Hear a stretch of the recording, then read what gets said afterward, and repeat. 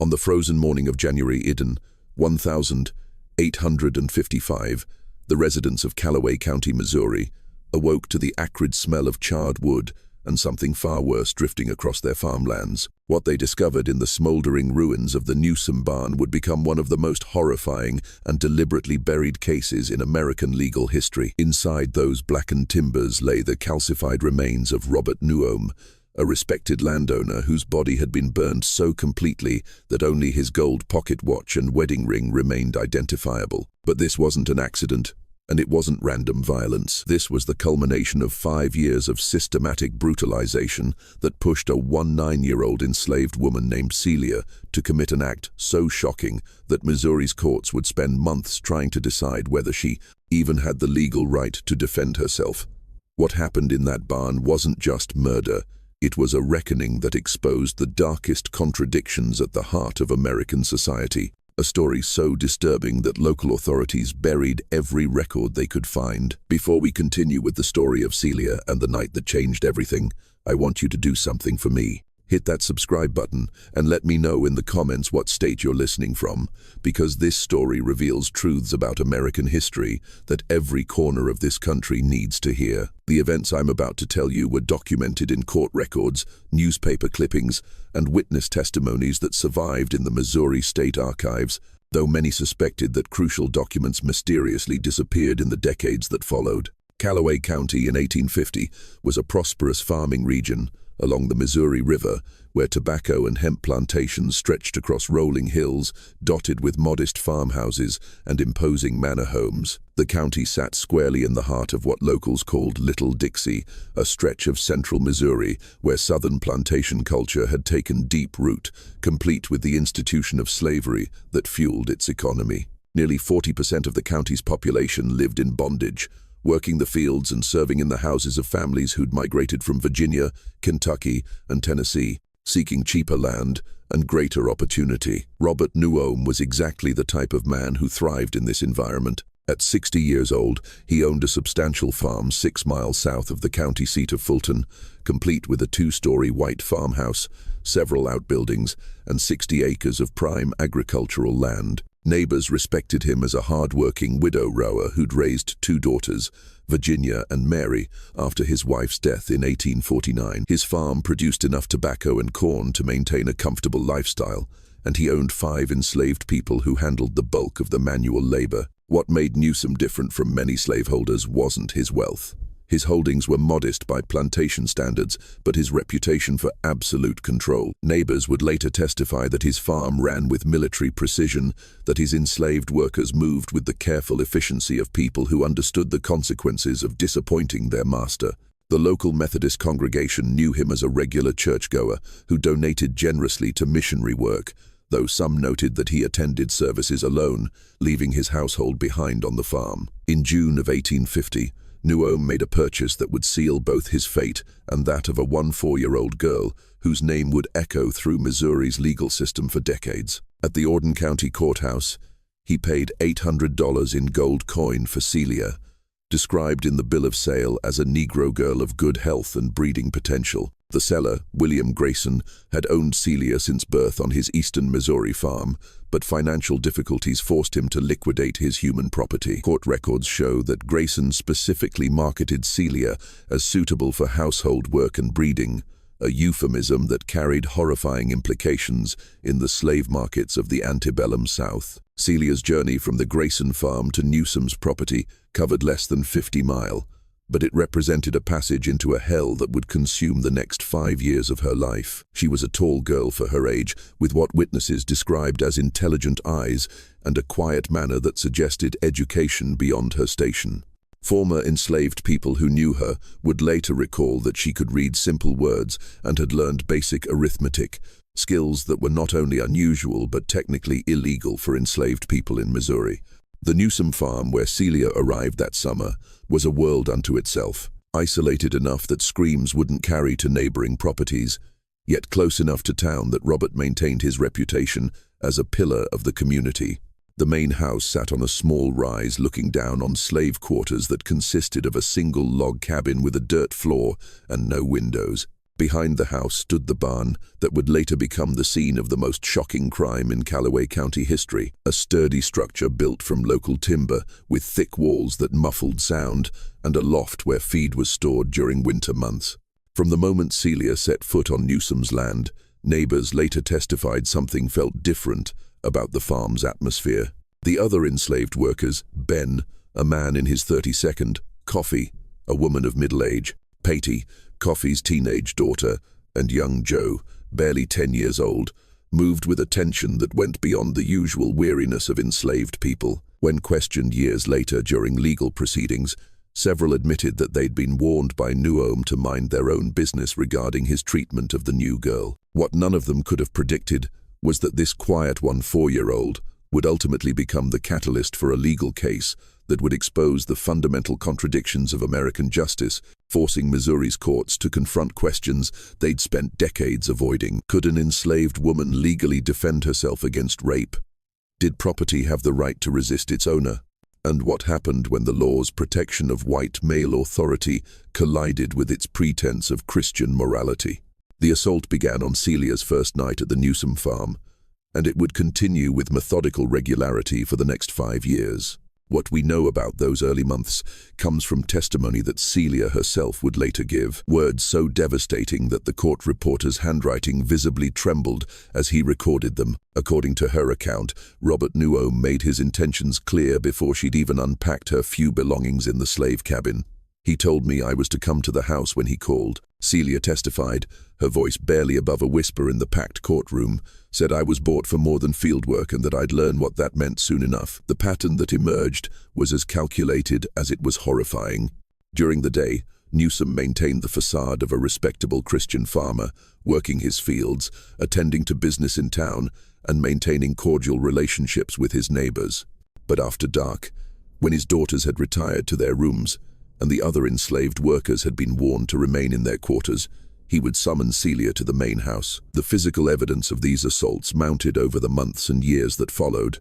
Celia gave birth to her first child, a son, in 1852, when she was barely 16 years old. Newsom's daughters, Virginia and Mary, would later claim they knew nothing about their father's nocturnal activities, though neighbors testified that it would have been impossible to remain ignorant of a pregnancy occurring under their own roof. The child bore an unmistakable resemblance to Robert Newsom, with the same pale green eyes and prominent chin that marked the family line. More disturbing still were the methods Newsom used to ensure Celia's compliance and silence. According to testimony from other enslaved people on the farm, he kept detailed records of every person's behavior in a leather-bound ledger, noting infractions, both real and imagined. This book became a tool of psychological torture, a threat that could be held over anyone who might consider interfering with his treatment of Celia. One wrong word, one gesture of sympathy, and the punishment would extend beyond Celia to include anyone who dared show her kindness. Ben, the oldest enslaved man on the farm, later testified that Newsom had explicitly warned him that what happens in this house after dark is nobody's business but mine, and anyone who makes it their business will find themselves sold downriver faster than they can say goodbye. This threat carried particular weight in Missouri, where being sold downriver meant transportation to the brutal sugar and cotton plantations of Louisiana and Mississippi, where life expectancy was measured in years rather than decades. The isolation of the Newsom farm played a crucial role in enabling these crimes. The nearest neighbor lived nearly half a mile away, too far to hear sounds from within the house or slave quarters. The farm's layout had been deliberately designed to provide privacy. The slave cabin sat behind a grove of oak trees that blocked sight lines from the main road, while the house itself was positioned to give Robert Newsom a clear view of anyone approaching his property. By 1853, Celia had given birth to a second child.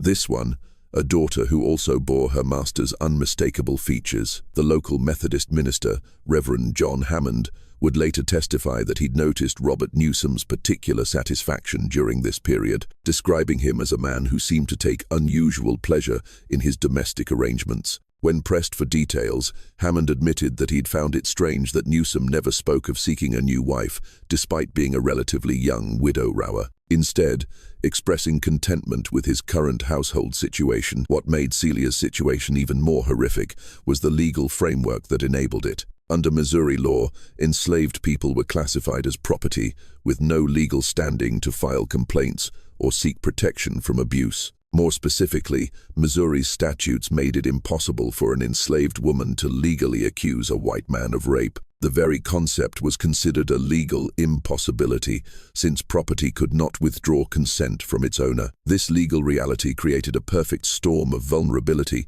that Robert Nuom exploited with increasing boldness. Neighbors would later recall seeing him escort Celia to town on several occasions, describing their relationship as that of a man showing off his finest possession. At the general store, witnesses observed him purchasing fabric for dresses that were far finer than typical slave clothing, as well as small luxuries like ribbons and soap that suggested a relationship that went beyond that of master and field hand. The psychological toll of this prolonged abuse became evident to the other enslaved people on the farm, though they were powerless to intervene. Coffee, who worked in the Newsom household, later testified that Celia often appeared withdrawn and fearful, especially when Robert's daughters were away visiting relatives. During these periods, Coffee said the house felt like death itself had settled over it. The most disturbing aspect of Robert Nuom's behavior may have been his apparent belief that his actions were not only legal, but morally justified. According to testimony from his daughters, he often spoke of his responsibilities as a slaveholder, claiming that he provided better care for his human property than many other masters in the county. This twisted logic allowed him to frame his systematic rape of Celia as a form of benevolence. He was in his mind providing her with shelter, food, and even luxuries that she would never have access to otherwise. But by late 1854, something fundamental began to change in Celia's demeanor. Several witnesses would later testify that she seemed to be gathering courage, speaking more directly to other enslaved people on the farm, and asking pointed questions about legal matters that no enslaved person was supposed to understand. Coffee recalled one conversation in particular, where Celia asked whether a person could be held responsible for protecting themselves if the law wouldn't protect them. These questions would prove to be more than idle curiosity. As 1854 drew to a close, Celia was pregnant with her third child, and according to later testimony, she had reached a breaking point that would transform her from victim to perpetrator of one of the most shocking crimes in Missouri history. The winter of 1854 brought an unusual coldness to Callaway County, with temperatures dropping below zero for weeks at a time, and snow piling so high that many farms became completely isolated from their neighbors. This harsh weather created the perfect conditions for the events that would unfold on New Year's night, providing cover for both the crime itself and the desperate attempt to conceal its aftermath. During this period, Celia's behavior underwent a transformation that didn't go unnoticed by the other people living on the Newsom farm. Ben later testified that she had begun asking strange questions about fire, how quickly different materials burned, whether buildings could collapse from heat, and what happened to bones when exposed to extreme temperatures. At the time, he assumed these questions stemmed from her responsibilities for maintaining the household fires during the bitter winter months. More ominously, Coffee reported that Celia had begun collecting small objects around the farm, pieces of rope, metal implements, and what appeared to be combustible materials like dried hay and pine pitch. When questioned about these items, Celia claimed she was preparing for emergency situations in case the family became snowed in without adequate supplies. Given the severity of the weather, this explanation seemed reasonable enough that no one pressed her for details. What we now know, based on evidence that emerged during the subsequent trial, was that Celia had spent months developing a plan that was as methodical as it was desperate. Court documents reveal that she had somehow gained access to legal texts, possibly borrowed from Newsom's own library, and had begun to understand the hopelessness of her situation under Missouri law. If she couldn't seek legal protection from her master's abuse, she would have to create her own form of justice. The catalyst for Celia's final decision came in late December when Robert Newsom announced that his daughters would be spending the New Year holiday with relatives in Jefferson City, leaving the farm under his sole supervision for nearly a week. For Celia, who was now visibly pregnant with her third child, this news carried terrifying implications. Previous experience had taught her that periods when the daughters were absent invariably meant intensified abuse, as Newsom felt free to act without even the minimal constraint of having his adult children nearby. On the 30th of December, 1854, Celia made what would later be described as her first direct attempt at resistance. According to her own testimony, she approached Robert Newsom and explicitly asked him to cease his nocturnal visits, citing her pregnancy and her deteriorating health. This conversation, which took place in the kitchen of the main house while Coffee worked nearby, represented a profound break with the established power dynamics of the farm. Newsom's response was swift and brutal. Coffee later testified that she heard raised voices followed by the sound of a physical altercation. When she entered the kitchen, she found Celia on the floor with a bleeding lip and Robert Newsom standing over her, his face flushed with rage. "You don't make demands in my house," Coffee heard him say. "You'll do as you're told when you're told, or you'll learn what real punishment looks like." That evening, as the temperature plummeted towards zero, Robert Newsom made good on his threat. According to Celia's later testimony, he summoned her to his bedroom with unprecedented violence, making it clear that her pregnancy would not protect her from his desires. The assault that followed was, by Celia's account, the most brutal she had endured in 5 years of systematic abuse. But something had changed in Celia during those winter months of planning. Rather than submitting to despair as she had so many times before, she made a decision that would alter the course of her life and create one of the most controversial legal cases in American history. On the evening of the 31st of December, 1854, as Robert Newsom prepared for what he assumed would be another night of unchallenged domination, Celia was making final preparations for an act of resistance that would send shockwaves through Missouri's legal system. New Year's Eve of 1854 arrived with a bitter wind that howled through the bare trees surrounding the Newsom farm, creating an atmosphere of isolation that seemed to press down on the small collection of buildings like a physical weight. The temperature had dropped to nearly 20 degrees below zero, cold enough that the windows of the main house were covered with thick frost that obscured any view of the outside world. For Celia, who had spent weeks planning for this moment,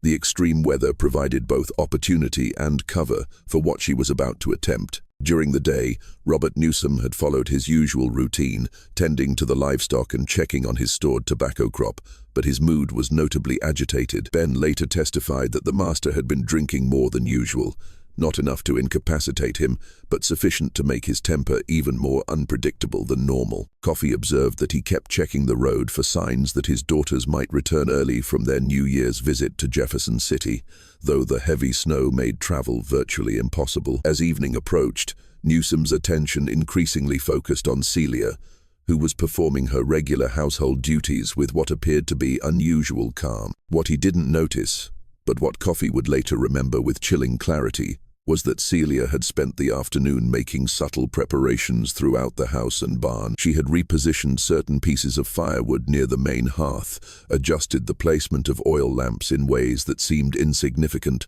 and made several trips to the barn, carrying items that she claimed were related to evening livestock care. At approximately 8 o'clock, Robert Newsom dismissed the other enslaved people to their quarters, a routine that had played out hundreds of times over the previous 5 years. Ben, Coffee, Patty, and young Joe made their way to the slave cabin, where they huddled around their own small fire and tried to ignore what they knew was about to unfold in the main house. The thick log walls of their quarters and the howling wind outside typically muffled whatever sounds emerged from Newsom's bedroom, creating a conspiracy of silence that had enabled his crimes for half a decade. But this night would be different. According to testimony that Coffee would later provide, the sounds from the main house followed an unusual pattern. Instead of the muffled voices and rhythmic noises that typically characterize these encounters, there were periods of complete silence broken by what sounded like furniture being moved, and at one point what might have been the crash of breaking crockery. At approximately 10 o'clock,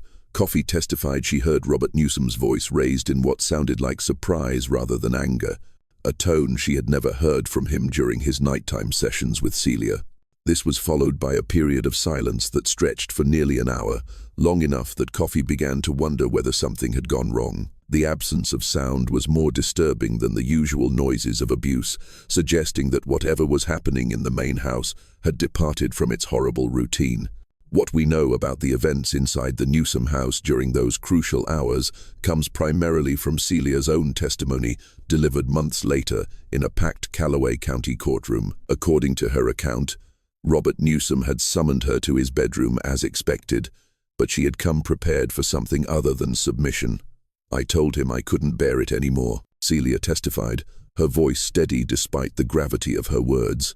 "I said the baby I was carrying might not survive if he kept forcing himself on me. I begged him to wait until after the birth to show some Christian mercy." Newom's response, according to Celia, was to strike her across the face hard enough to knock her to the floor. But instead of the compliance he expected, he found himself facing something he had never encountered from her before: open resistance. "I got back up," Celia continued in her testimony. "I looked him in the eye and told him that if he touched me again, I would defend myself. I said I didn't care what the law allowed him to do. There had to be some limit to what one human being could endure from another.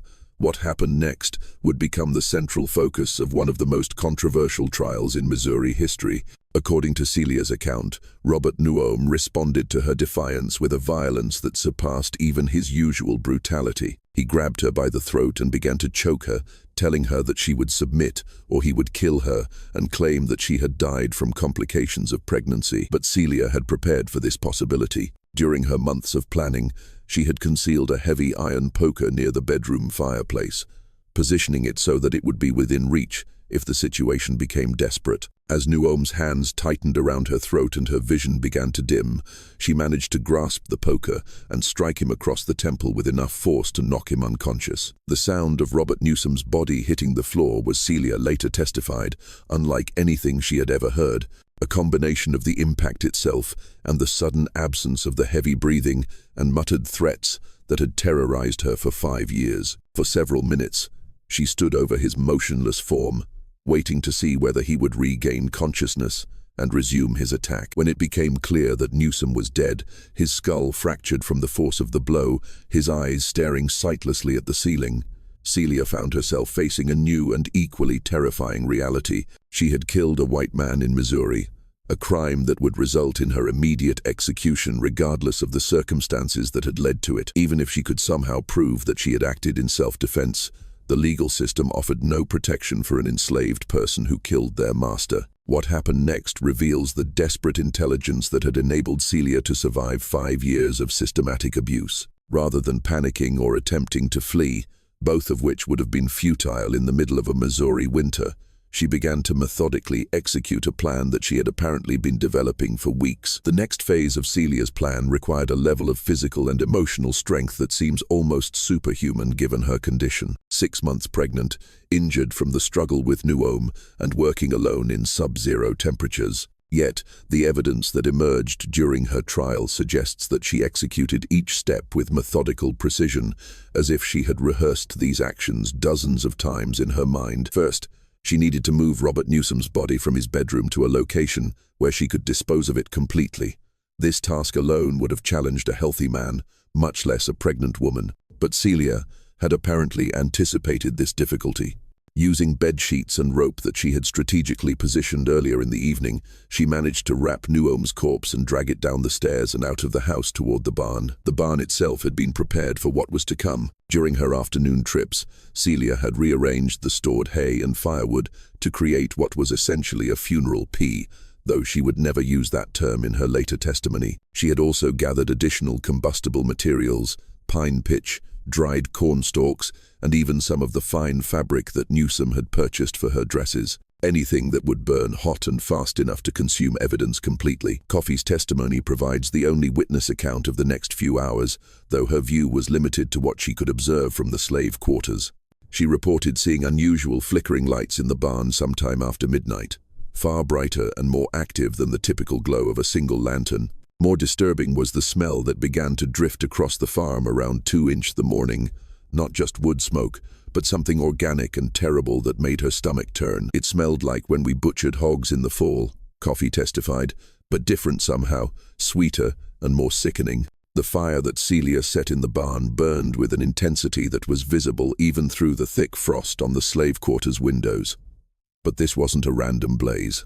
It was carefully controlled, designed to consume specific materials while leaving the barn structure intact enough to suggest an accidental fire. The engineering of this destruction shows a level of planning that suggests Celia had studied the science of combustion, possibly from the same books that had taught her about Missouri's legal statutes. By dawn on the 1st of January, 1855, the fire had burned itself out, leaving what appeared to be the aftermath of a tragic accident. The interior of the barn had been gutted with charred timbers and ash covering what had once been stored feed and equipment. To a casual observer, it might have looked like a fire had started accidentally, perhaps from a carelessly placed lantern or a spark from someone's pipe, and spread quickly through the dry materials. But Celia's plan required more than just destroying the evidence.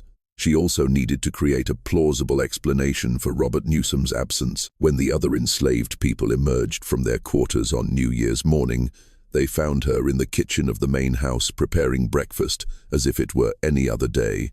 When Ben asked about their master's whereabouts, Celia calmly explained that he had gone to town early to conduct business, despite the holiday and the severe weather. This explanation might have held for a few hours, but it quickly became untenable as neighbors began to notice signs that something was wrong. The first to arrive was Thomas Schultman, a neighboring farmer, who had planned to discuss a land transaction with Newsom on New Year's Day. Finding no one in the main house except Celia, who insisted that her master was away on business, Schman became suspicious enough to examine the burned barn and question the other enslaved people. Ben's testimony later revealed the moment when Celia's carefully constructed story began to unravel. Under intense questioning from Schman, Ben admitted that he had not actually seen Robert Newsom leave the farm and that the master's horse was still in its stall. More damaging still, Schman noticed that Newom's heavy winter coat remained hanging on its hook in the main house. Hardly the attire someone would choose for a business trip in sub-zero weather. As more neighbors arrived throughout the day, drawn by news of the mysterious fire and their friend's unexplained absence, Celia found herself facing increasingly hostile interrogation. The white farmers of Callaway County were not easily fooled, and they began to piece together a timeline that made Celia's story impossible to maintain. The discovery that broke the case came when Schman and two other men decided to search the barn ruins more thoroughly. Hidden among the ash and debris, they found objects that no accidental fire should have produced. Fragments of human bone, teeth, and Robert Newsom's gold pocket watch. Its face cracked, but its inscription still readable. Just when we thought we'd seen it all, the horror in Callaway County intensifies. If this story is giving you chills, share this video with a friend who loves dark mysteries. Hit that like button to support our content, and don't forget to subscribe to never miss stories like this. Let's discover together what happens next. The confrontation that followed was swift and decisive. Faced with physical evidence of her master's death and unable to maintain her fiction any longer, Celia made a decision that would transform her from a cunning killer into something far more dangerous to the established order of Missouri society. A woman willing to tell the truth about what slavery actually meant for those who lived it. The moment of truth came at approximately 4 o'clock on the afternoon of the 2nd of January, 1855. As shadows grew long across the ash-covered floor of the Newsom barn. Thomas Schultman held up the charred remains of Robert Newsom's pocket watch, its gold case blackened, but still bearing the engraved inscription RN, faithful service to God and country. The other men, farmers, businessmen, pillars of Callaway County society, stood in a silent circle around the evidence of murder and destruction. Celia, who had been brought to the barn under guard, showed none of the hysteria or collapse that the men expected from a woman caught in such circumstances. Instead, according to multiple witness accounts, she displayed what one observer described as an unsettling calm, as if she had prepared for this moment for years. When confronted directly with the evidence of her crime, Celia made a choice that stunned everyone present. Rather than denying her involvement or pleading for mercy, she looked each man in the eye and spoke words that would echo through Missouri's legal system for months to come. "Yes, I killed Robert Newsom," she said, her voice clear and unwavering. I killed him because he had been raping me for 5 years since I was 14 years old. I killed him because he told me he would continue to rape me until the day I died and that my children would suffer the same fate. I killed him because the law gave me no other choice. The silence that followed this confession was profound. Here was an enslaved woman not only admitting to killing her master, but doing so in language that challenged the fundamental assumptions of Missouri society. By using the word rape to describe her master's actions, Celia was asserting that an enslaved person could withdraw consent, a legal concept that Missouri law specifically rejected. Thomas Schmann, who would later testify at her trial, reported that his first instinct was to strike Celia for her insolence. But something in her demeanor stopped him. This wasn't the behavior of a woman begging for forgiveness or claiming temporary insanity. This was someone who had made a calculated decision and was prepared to face the consequences. She looked at us like we were the criminals. Showman testified like she was the judge and we were the ones on trial. The detailed account that Celia provided of Robert Newsom's crimes was devastating in its specificity.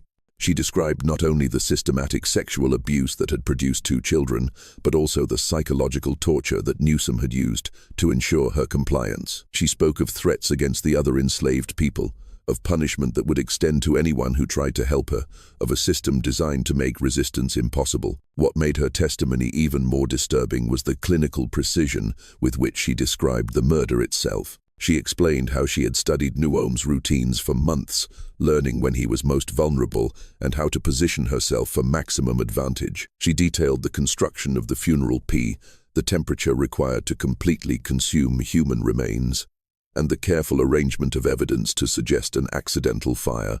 I spent every night for 4 months planning how to kill him, she told the horrified men.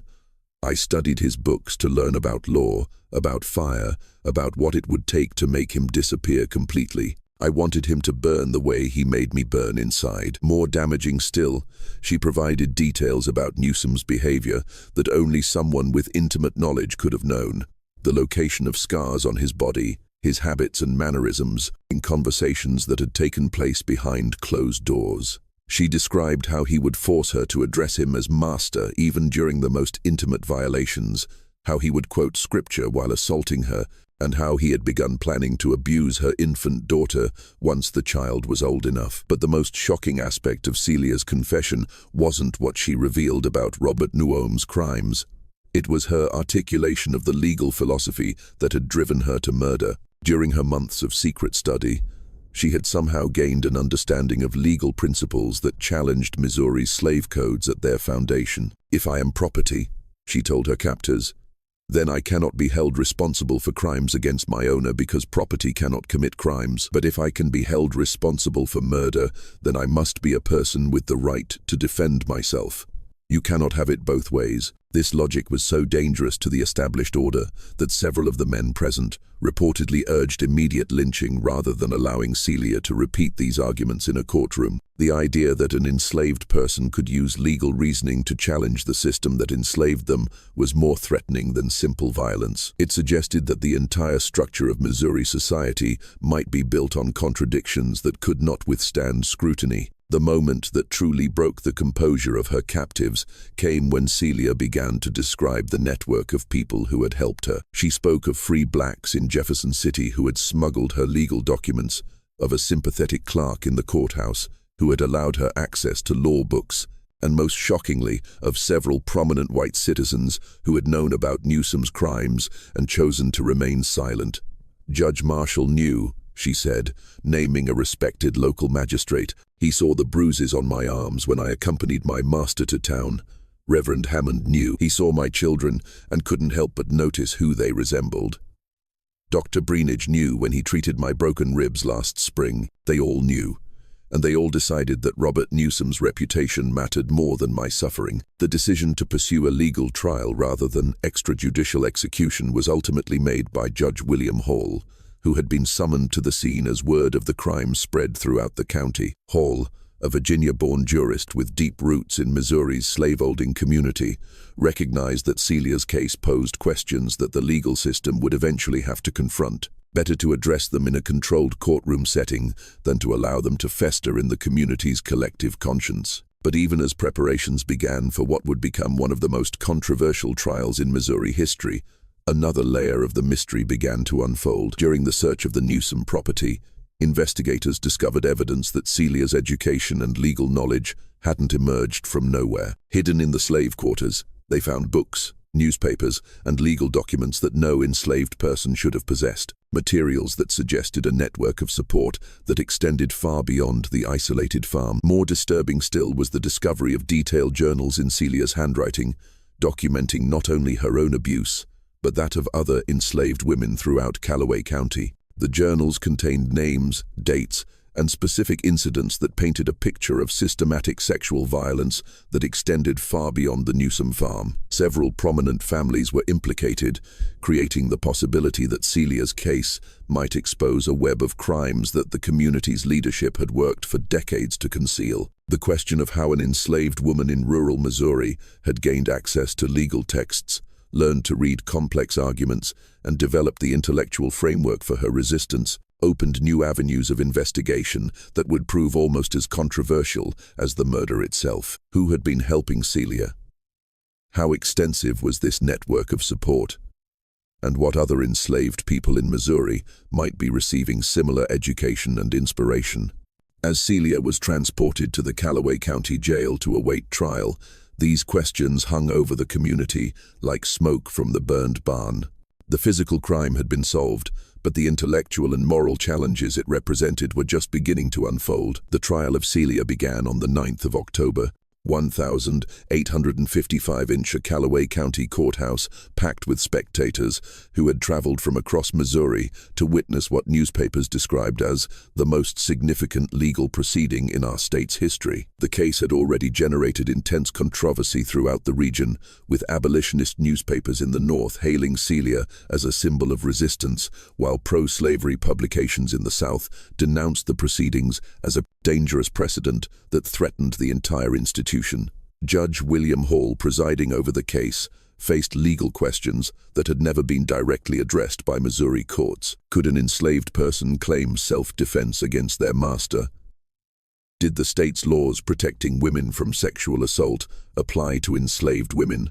And perhaps most fundamentally, could property be held criminally responsible for crimes against its owner? Celia's defense team, led by John Jameson, a respected attorney who had taken the case pro bono despite significant social pressure, built their arguments around Missouri's existing statutes protecting women from sexual assault. They argued that these laws made no explicit racial distinctions and therefore should apply to all women within the state's borders. If Celia had the legal right to resist rape, then her killing of Robert Newsom constituted justifiable homicide. The prosecution, led by District Attorney Robert Puitit, countered with the fundamental principle of Missouri's slave code. Enslaved people were property, not persons under the law. As property, Celia could not withdraw consent from her master's actions, making the concept of rape legally impossible. Furthermore, they argued allowing enslaved people to claim self-defense against their masters would effectively end the institution of slavery by making masters vulnerable to violence whenever their authority was challenged. The testimony that emerged during the trial painted a devastating picture of life under slavery that many white Missourians had never directly confronted. Coffee, Ben, and other witnesses provided detailed accounts of the systematic abuse that Celia had endured, describing a level of sexual violence that shocked even hardened observers. More importantly, they revealed the network of support that had enabled Celia's resistance. A loose alliance of enslaved people, free blacks, and sympathetic whites who had provided her with books, legal knowledge, and emotional support. This network proved to be more extensive than anyone had imagined. Testimony revealed that Celia had been in contact with members of the Underground Railroad, though she had never attempted to escape. Instead, she had used these connections to gain access to legal documents and to develop her understanding of Missouri law. Her decision to resist through violence rather than flight was, her attorneys argued, a direct result of her legal education. She understood that even if she reached free territory, her children would remain enslaved and vulnerable to the same abuse she had suffered. The most damaging testimony for the prosecution came from Dr. Marcus Breenage, the physician who had treated Celia's injuries over the years. Despite intense pressure to remain silent, Breenidge admitted under oath that he had documented clear evidence of sexual assault and physical abuse during multiple examinations. His medical records presented as evidence included detailed descriptions of injuries consistent with rape and violent assault, some dating back to when Celia was only 15 years old. "I knew what I was seeing." Dr. Breenidge testified, his voice barely audible in the packed courtroom, "But I also knew that speaking out would accomplish nothing except destroying my practice and endangering my family." The law provided no mechanism for protecting an enslaved woman from her master's abuse. Even more shocking was the testimony of Margaret Foster, a free black woman who had worked as a seamstress in Fulton and had maintained contact with Celia throughout her ordeal. Foster revealed that she had been documenting cases of sexual abuse against enslaved women for nearly a decade, creating a detailed record that implicated dozens of prominent families throughout central Missouri. Celia wasn't unique, Foster testified. She was just the first one brave enough to fight back. "Every enslaved woman I knew lived with this terror. Every one of them knew that their bodies belonged to their masters in ways that went far beyond labor." Foster's testimony opened the door to revelations that sent shockwaves through Missouri society. The defense presented evidence that Robert Newhome had been part of an informal network of slaveholders who regularly shared and exchanged enslaved women for sexual purposes. Letters found in Newhome's personal effects described arrangements with neighboring farmers to borrow enslaved women for extended periods, often while their own wives were away visiting relatives. The prosecution's case began to unravel when they attempted to argue that Celia's actions were motivated by jealousy rather than self-defense. This line of reasoning backfired spectacularly when it became clear that it implicitly acknowledged a sexual relationship between Newhome and Celia, something that undermined their core argument that enslaved people could not be victims of sexual crimes. As the trial progressed, it became increasingly clear that the case had transcended its original boundaries. Newspaper correspondents from as far away as New York and Charleston packed the courthouse, sending daily dispatches that turned Celia's story into a national sensation. Prominent abolitionists began organizing rallies demanding her freedom, while pro-slavery politicians denounced the proceedings as an attack on Southern institutions. The jury's deliberation lasted for 3 days, an unusually long time that reflected the complexity of the legal and moral questions they faced. When they finally returned to the courtroom on the 19th of October, 1855, the tension was palpable. Every person in the packed courthouse understood that their verdict would have implications far beyond Celia's individual fate. The foreman, Thomas Westbrook, a farmer and Methodist lay preacher, stood to deliver the verdict with visible emotion. "We find the defendant guilty of murder in the first degree," he announced, his voice breaking, "but we recommend mercy based on the extraordinary circumstances of this case." The guilty verdict was legally inevitable under Missouri law, but the jury's recommendation for mercy was unprecedented. In their written statement submitted after the trial, the jurors acknowledged that they had been forced to convict Celia despite believing that her actions were morally justified. They called upon the governor to commute her sentence and urged the Missouri legislature to address the legal contradictions that had made their verdict necessary. Judge Hall, when pronouncing sentence, delivered what many historians consider one of the most remarkable judicial statements in American legal history. While bound by law to sentence Celia to death, he used his platform to condemn the system that had created the circumstances leading to Newhome's murder. "This court has been compelled to apply laws that reduce human beings to property while simultaneously holding them accountable as persons when they resist their dehumanization," Hall stated. "This contradiction lies at the heart of our legal system and will, I predict, ultimately destroy the institution of slavery itself. Celia killed her master, and under our laws, she must die for that crime. But history will judge that the greater crime was the system that gave her no other choice." Celia's execution was scheduled for the 21st of December, 1855, but she never lived to face the gallows. On the 23rd of November, aided by unknown accomplices, she escaped from the Callaway County Jail. Despite extensive searches and a substantial reward offered for her recapture, she was never found. Rumors persisted for decades that she had been spirited north by Underground Railroad operatives, while others claimed she had died attempting to cross the Missouri River in winter conditions. The truth of Celia's fate remains one of the enduring mysteries of American history. What is certain is that her case fundamentally changed the legal landscape of Missouri and contributed to the growing national debate over slavery. The trial transcripts were widely distributed by abolitionist organizations, and Celia's story became a powerful symbol of resistance that inspired other enslaved people throughout the South. The long-term consequences of the case extended far beyond Celia herself. Several of the prominent families implicated in Foster's testimony faced social ostracism and economic boycott that forced them to leave Callaway County. Dr. Breen Rigged's medical practice collapsed after his testimony, though he later became an active abolitionist and helped establish medical schools that would train physicians to treat former enslaved people during Reconstruction. Perhaps most importantly, the legal arguments developed during Celia's defense would later influence the broader constitutional debates that led to the Civil War.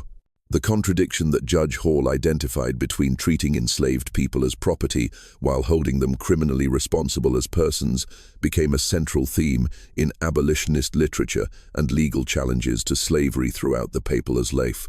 1852. The Newsom farm itself was abandoned shortly after the trial, as no one was willing to purchase property associated with such notoriety. The burned barn was never rebuilt, and local residents reported that the site remained haunted by the memory of what had transpired there. By 1860, the entire property had returned to wilderness, with only the stone foundation of the main house marking the location where one woman's desperate resistance had challenged the foundations of American society. This mystery shows us that even within the most oppressive systems, human dignity finds ways to assert itself, often at terrible cost. Celia's story forces us to confront uncomfortable truths about American history while recognizing the extraordinary courage of those who resisted injustice when the law offered no protection. What do you think of this story? Do you believe Celia's actions were justified given the circumstances she faced? Leave your comment below and let me know your thoughts. If you found this tale compelling and want to explore more hidden stories from American history, subscribe to our channel, hit the notification bell, and share this video with someone who appreciates the complex realities of our past. These stories need to be told, and together we can ensure they're never forgotten. I'll see you in the next video where we'll uncover another chapter of history that they tried to bury.